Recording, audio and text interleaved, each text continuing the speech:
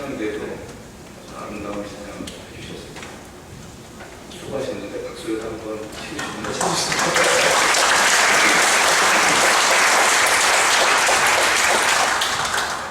좋은 찬양 해주셨습니다. 오늘 연대 체크를 봐서 총장님 또 한세동 교수님, 유정식 교수님, 또 저의 그 교회 후배였던 문영철 기자도 참석하신 것 같은데 이렇게 같이 함께 예배 드리게 된 것을 큰 기쁨으로 생각합니다. 오늘 그 말씀은 안식일에 회당에서 이 등이 굽은 고추 여인을 붙이신 하나의 예수님의 치령 사건에 대한 말씀을 드리도록 하겠습니다.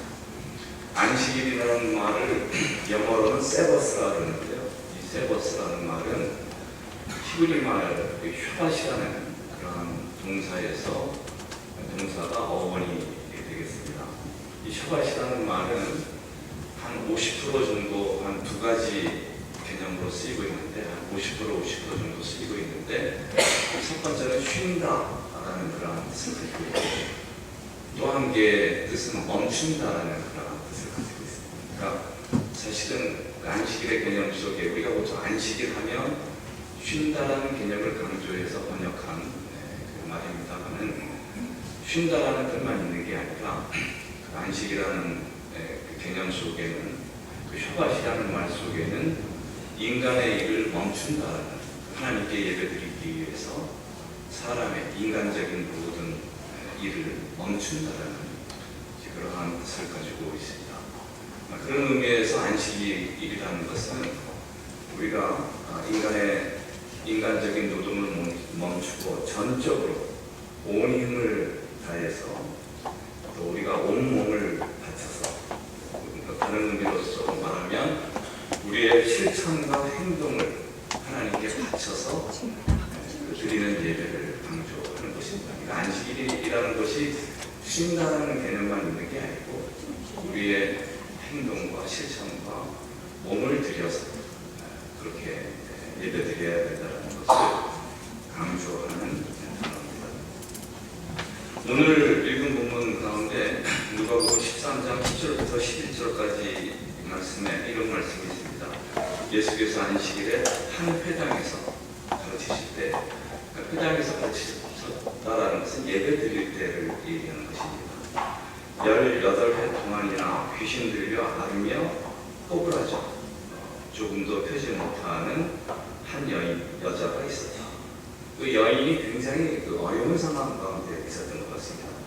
귀신도 들렸고 귀신 들렸다는 것은 오늘의 시대의 말로 말하면 정신적인 어려움이 있었다 이렇게 생각하시면 되겠습니다. 정신적으로도 정신병의 고통 가운데 있었고 또 질병도 있어서 이렇게 고통을 당했고 또 몸은 이렇게 곡추로서 꼬부라져 있는 삼중고의 고통 가운데 있는 사람이었습니다. 그럼에도 불구하고 사실 옛날에 이런 여인이 예배 참석한다는 게 쉬운 게 아니잖아요. 굉장히 몸과 마음이 다 피폐해져 있는 상태인데 그럼에도 불구하고 열심히 예배를 참석했던 것 같습니다. 오늘날 같으면 휠체어도 있어서 이렇게 장애인이 교회 나와서 예배 드리는 게 쉽다고 생각합니다. 그러나 그 당시에는 그런 휠체어가 없었을 것이고 예배 나오는 것이 굉장히 어려웠을 것인데 그러나 이 여인은 전력을 다해서 전심을 다해서 예배에 임하다는 것을 오늘 본문을 통해서 보게 되는 것입니다. 저는 이 예배, 그 여인이 그렇게 예배에 참석함을 통해서 그리스도를 통해서 구원과 축복을 받게 됐는데 오늘 우리가 이 참여한 예배라는 게 중요하다고 생각합니다. 오늘 여러분들께서 이렇게 매번 예배에 참석하심으로써 구원과 축복이 넘치는 그러한 날들이 되시기를 바라겠습니다. 오늘도 예배에 참석한 여러분들께 하나님께서 주시고자 하는 그 구원이 있다고 생각합니다. 또 병인한 사람들이 병으로서부터 해방되고 정신적인 고통이 있는 사람들이 그것으로부터 노임을 받고 그런 오늘 축복이 있는 그 예배를 통한 축복이 있는 날이 되시기를 바라는 것입니다. 오늘 특별히 이 안식일이라는 개념은 예배하고 깊이 연관되어 있고요. 또 예배라는 것은 우리의 그 실천과 행동, 그러한 그 세 가지가 깊이 연관되어 있다는 것을 살펴보면서 오늘의 이 치정 사건에 대해서 생각해 보도록 하겠습니다. 그 예배라는 말을 사전적으로 정의하면 다음과 같이 사전적으로 정의됩니다. 제가 한번 읽어보겠습니다. 예배를 정의하는 내용이 하나님을 전인격으로 에서 나오는 경외심을 가지고 경배하며, 1차적으로 예배라는 것은 경배하는 것입니다. 그의 구원과 임재를 기뻐하고 찬양하는 행위로서 이러한 주님의 말씀에 대한 순종과 경배는 이웃에 대한 사랑의 봉사로 이어져야 하는 것으로 주님을 두렵고 떨림으로 경배함과 동시에 이웃에 대한 사랑과 헌신의 봉사를 강조하는 것이 예배라는 것을 보통 사전적으로 그렇게 정의하고 있습니다. 우리가 이 예배에 대한 정의를 통해서 예배에 커다랗게 두 가지의 요소가 있다는 것을 알게 됩니다. 첫 번째는 하나님에 대한 경배와 복종이에요. 예배라는 것은 수직적인 요소가 있습니다. 수직적인 요소로서 하나님에 대한 경배와 복종. 또 한 가지 예배에서 우리가 이루어야 하는 중요한 내용이 있는데 이웃에 대한 사랑과 봉사라고 볼 수 있습니다. 보통 그 예배를 말하는 그 헬라어 단어가 두 가지가 있습니다. 하나는 프로스퀴네어라는 단어가 있고 다 예배라고 번역되는 단어인데, 또 한 개의 단어는 레이투르기아라는 그런 단어가 있는데요. 이 프로스퀴네어라는 것은 하나님에 대한 수직적인 경배 또는 복종을 얘기하는 그러한 말이고요. 레이투르기아라는 것은 이웃에 대한 사랑의 봉사를, 하나의 영어로서는 public work이라고 하는데 일종의 공적인 하나의 서비스를 하는 것을 예배가 뜻하고 있는 것입니다. 보통 우리가 영어로서 예배를 번역할 때 worship service라고 하잖아요. 이게 worship이라는 개념은 굉장히 수직적인 예배의 개념입니다. 서비스라는 것은 인간에 대한 봉사, 사랑의 봉사를 얘기하는 것이거든요. 이 두 가지가 잘 어울려져야 예배가 된다는 것입니다. 오늘 우리가 이 예배를 통해서 오늘의 본문을 살펴봐야 되는데 그 예배에 두 가지의 의미가 있다는 거예요. 예배는 수직적인 의미로서만 끝나서는 안 된다. 그것은 누구에 대한 사랑으로 이어져야 된다는 거예요. 이웃에 대한 사랑의 행위로 이어져야 된다는 거예요. 그거를 당시에 교회 지도자들은 놓치고 있었다는 것을 우리가 오늘의 본문을 통해서 깨닫게 되는 것입니다.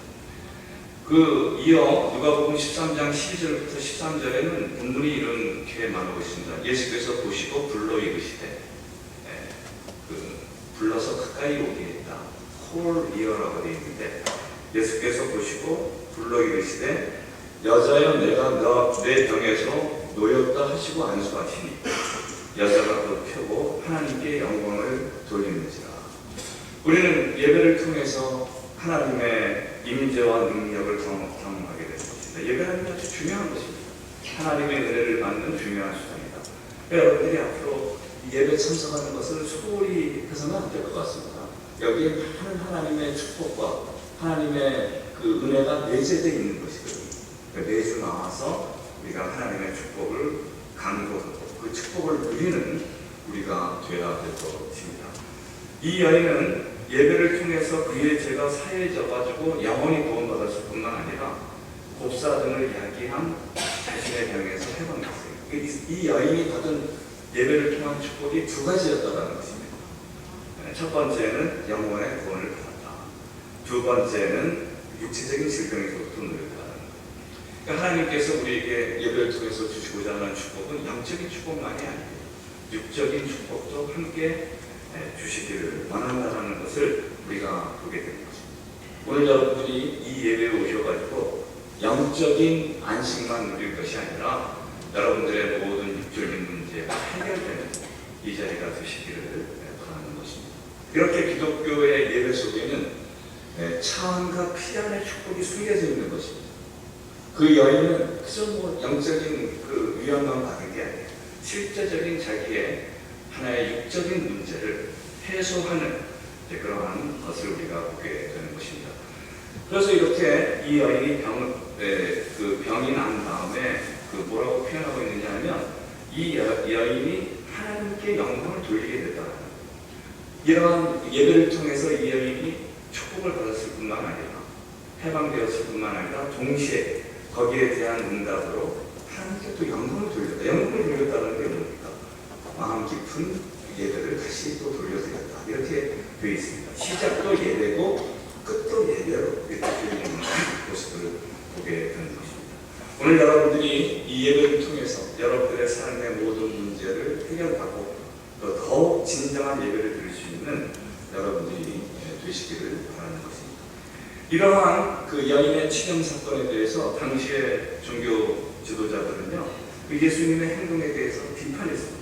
그렇게 해서는 안 되는 건데 비판을 했어요. 누가복음 13장 14절의 말씀이 이렇게 되어 있습니다. 회당장이 예수께서 안식일에 병 고치는 것을 분내어 무리에게 이르되 일할 날이 엿새가 있으니 그동안에 와서 고침을 받을 것이요 안식일에는 하지 말 것이다. 이렇게 이제 예수님의 치명 사건을 보고 분노를 한 거예요. 이게 사실 분노할 일입니까? 얼마나 아름다운 일이에요. 18년 동안 고생당했던 여인이 예배를 통해서 이렇게 고침을 받았다는 것은 큰 기쁨의 일임에도 불구하고 이러한 당시의 제사장들의 핵심 지도자 그룹들은 경직된 율법에 대한 사고를 했던 것입니다. 그래서 이러한 경직된 사고에 대해서 예수님이 그냥 가만히 있었던 것이 아니고 회당장의 그러한 태도에 대해서 비판을 했습니다. 비판의 내용이 이렇게 되어 있습니다. 주께서 대답하여 이르시되 외식하는 자들아, 너희들이 겉과 속이 다르다. 뭔가 모순된 행동을 하고 있다는 겁니다. 너희가 각각 안식일에 자기의 소나 나귀를 외양간에서 풀어내어 이끌고 가서 물을 먹이지 아니하느냐? 그러면 18해 동안 사탄에게 매임받은 이 아브라함의 딸을 안식일에 이 매임에서 푸는 것이 합당치 않는다. 라고 이렇게 이제 예수님이 그냥 가만히 끝난 것이 아니고 상당한 비판적인 언행을 하신 것을 여기에서 보게 되는 것입니다. 국가의 법이든 종교의 계율이든 처음에는 선한 의도에서 만들어졌으나 나중에는 그 법의 취지가 무시되고 형식과 굴레로만 남기 쉽습니다. 당시 유대인들에게는 광범위한 안식일법이 있었는데 그 안식일법이 사람들을 위한 법이 된 것이 아니고 인간을 억압하는 법이 되었다는 것을 예수님이 비판하셨던 것을 보게 되는 것입니다. 그래서 이제 예수님이 거기에 대해서 비판하시면서 어떤 폭력적인 행사를 하시거나 아주 말로서 비판하는 것이 아니라 행동으로서 어떻게 해야 될 것인가를 보여주신 거예요. 그러니까 우리가 국가가 어떤 잘못된 법이 있을 경우에 폭력적으로 뭘 고치려고 한다든가 거기에 대해서 비판적인 행동을 한다든가 이렇게 접근하시지 않으시고 예수 그리스도께서는 올바른 행동이 무엇인가를 밝히 보여주심으로써 그들을 교훈하고 계시는 것을 보게 되는 것입니다. 여기에 이제 보게 되면 누가복음 13장 10절에 보면 예수께서 안식일에 한 회당에서 가르치실 때 예수님께서 이 치명 사건이라는 것은 안식일에 일어난 사건인데요. 제가 보기에는 안식일에 이렇게 예배를 드리면서 아주 고의적으로 여자를 저는 고치셨다고 생각합니다. 그래서 그냥 고치신 것이 아니라 여자를 불러내신 거예요. 불러내셔가지고 가까이 오게 하셔가지고 그 여자를 공개적인 장소에서 뭔가 고의적으로 하나의 고추병에 걸린 여인을 치유함으로써 사람들의 주목을 받아내도록 하는 그런 행동을 예수 그리스도께서 하신 것입니다.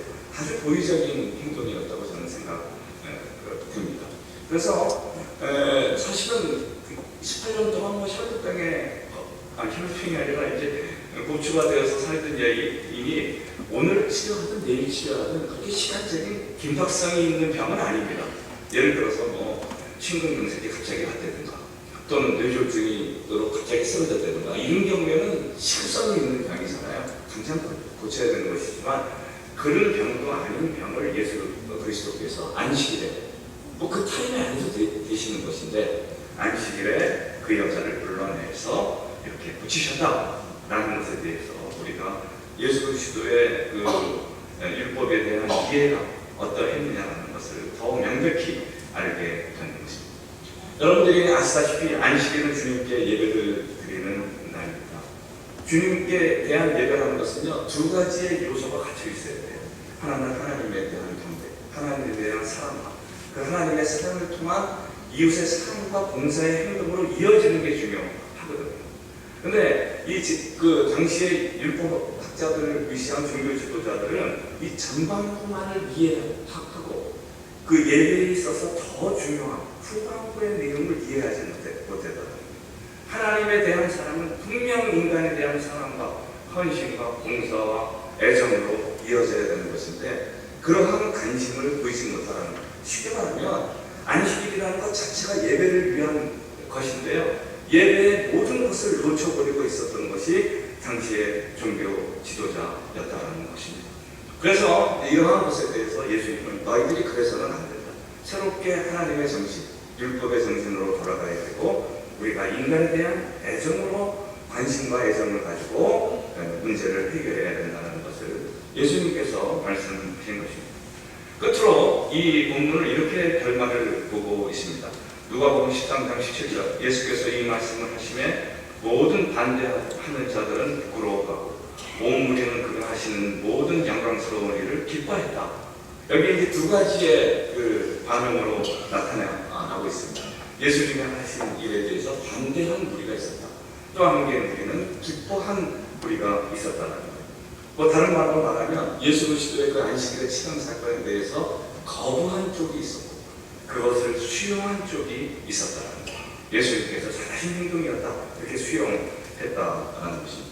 수용한 사람들은 그 어떻게 했느냐, 그 하나님의 예수 그리스도께서 하신 일을 영광스럽게 생각했다는 거예요.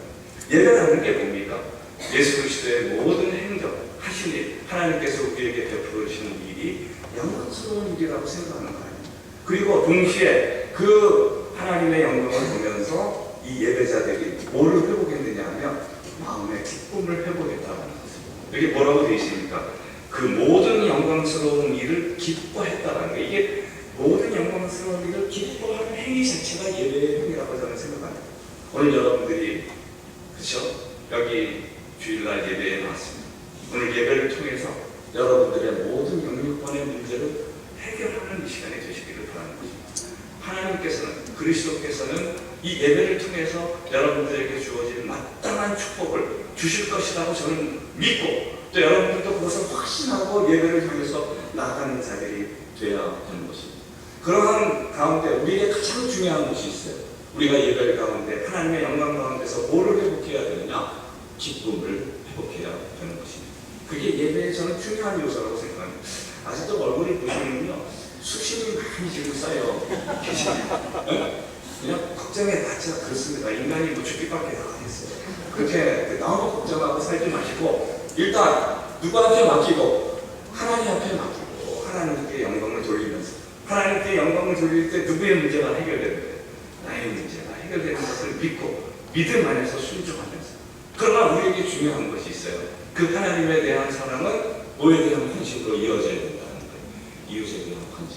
나만 생각하지 마시고, 네? 친척도 생각하시고, 학교도 생각하시고, 국가도 생각하시고, 미래도 생각하시고, 우리의 모든 주변의 이웃을 향해서 봉사와 헌신의 삶을 사는 여러분들이 될 때 그 예배의 축복이 여러분들의 것이 되리라고 믿습니다. 좀 마음에 좀 크게 한번 해주셔야 됩니다. 하나님의 기쁨이 넘치시기를 바라겠습니다. 제가 기도하고 끝나는 거죠?